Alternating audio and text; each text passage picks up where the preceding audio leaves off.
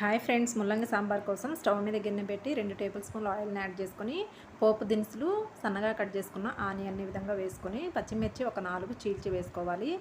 Onions సాఫ్ట్గా అయ్యేంత వరకు మగ్గించుకోవాలండి. కొద్దిగా కరివేపాకును కూడా యాడ్ చేసుకొని బాగా కలుపుకున్న తర్వాత 2 టమోటాలని ఇలా కట్ చేసి వేసుకొని బాగా కలుపుకొని కొద్దిగా పసుపు, 1 టేబుల్ స్పూన్ కారంను కూడా యాడ్ చేసుకొని బాగా కలుపుకొని ఒక 5 మినిట్స్ ఉడికించినట్లయితే ఇవన్నీ కూడా బాగా మగ్గిపోతాయి.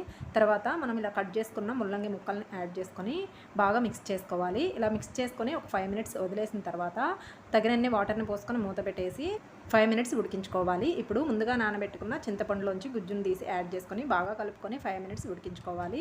ఇప్పుడు రుచికి సరిపడినంత సాల్ట్ని కూడా యాడ్ చేసుకొని బాగా కలుపుకున్న తర్వాత మెత్తగా ఎనిపి పక్కన పెట్టుకున్న పప్పును కూడా యాడ్ చేసుకొని తగినన్ని వాటర్ పోసుకొని 10 మినిట్స్ ఉడికించుకోవాలి. ఇప్పుడు పక్కన స్టవ్ మీద పోపును పెట్టుకొని యాడ్ చేసుకొని బాగా కలుపుకొని సన్నగా కట్ చేసుకున్న కొత్తిమీరను కూడా యాడ్ చేసుకొని కలుపుకొని స్టవ్ ఆఫ్ చేసుకొని పక్కకు తీసుకుంటే ఎంతో టేస్టీ అయిన ముల్లంగి సాంబార్ రెడీ.